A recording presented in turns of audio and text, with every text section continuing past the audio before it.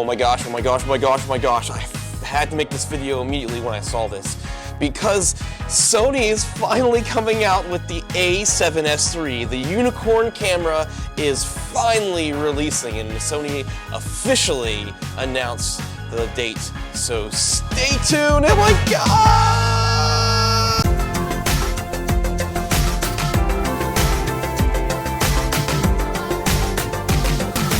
What's up, guys? And if you're new here, my name is Paul, and I run a channel that inspires other creators that your future is whatever you make it, and I do that through gear reviews and tutorials. But today, we finally have the announcement from Sony that is the A7S III is finally getting released after many years of arguing and wondering when that date was going to come out, and many pushbacks of the date.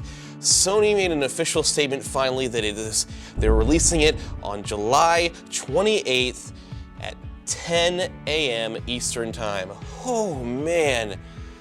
Finally, we've been waiting for this forever. I went to camera camp, we went and talked to Sony, and we told them all the things we wanted to see, and they're finally releasing this unicorn camera that everybody's been making fun of Sony users because we've been all hoping and waiting for this camera.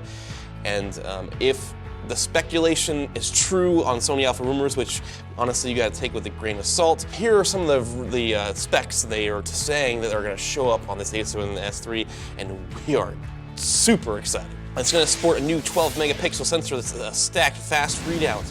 It's going to be able to do 240 seconds in HD, 4K 120, 10-bit 422, and RAW over HDMI. That's what they're saying, we'll see.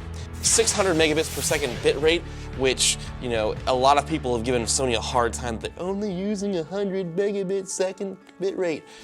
I mean, honestly, guys, the footage looks amazing. I can't even imagine what it looked like with 600. Sucks for the memory cards, though. And then you're gonna have a base ISO of 160 for S-Log3. Oh, that will be pretty interesting. I mean, this is going to be a low light beast. Of course, when you have a 12 megapixel sensor, that's not, people are complaining about 12 megapixel. Oh, why you only get, this is a video centric camera. Sony is doing this specifically for video shooters and low light enthusiasts. So the 12 megapixels, I don't care. I mean, I shoot 12 megapixels all the time on my Sony A7 III in crop mode, and nobody can tell the difference. So who cares? There's not going to be dual ISO on this, which that would be pretty cool, but max ISO will be 409,600. It's a low light beast system, but that's just crazy. There are rumors that there are going to be 16-bit RAW output through the HDMI, so that would be pretty cool. 15 stops of dynamic range. That's a lot of dynamic range. Now I'm sure you're going to shoot in like S-Log to get that, but still, S-Log's not fun to edit. No, it's not. I mean, if you like this colors right now, I'm just shooting HLG3 with a custom setting, and you can check those out above. The world's most brilliant EVF at 9.44 million dot resolution, blah blah blah. I mean, I hate to say this, I use the EVF only when I'm shooting photos mainly, unless I have no choice but to look in the EVF. I mean, sometimes I do because the screen is just terrible. I would rather have seen Sony make a higher quality screen than to invest in the EVF for this camera. I'm kind of confused about that one, but hey, you know, we'll take it. The best thing is, though, if they're gonna do anything with the screen, at least it's gonna flip it out to the side, supposedly, just like the Sony ZV-1, because dang it, we really needed that. Oh my gosh. And it has a new passive cooling system. Let's hope it doesn't overheat like the R5 and R6. Sorry. I'm not even gonna make fun of Canon for that. I think Canon, on a side note, did a fantastic job of really encouraging other companies to step up their game and probably push Sony to really develop this A7S III even more than what it would have been. And I'm sure that's why they kept delaying this and kept delaying it, because they probably got wind that the Canon was about to just blow them out of the water, and Sony doesn't like that. So I'm really thankful for Canon, and I hope they continue to push the envelope because it's gonna be better for all of us. No matter what system you shoot on, there's gonna be no record limit, which is the one thing I didn't understand why Canon didn't do. There should not be a camera released now that the tax laws have changed over in Europe, that you should have a record limit right now on a camera.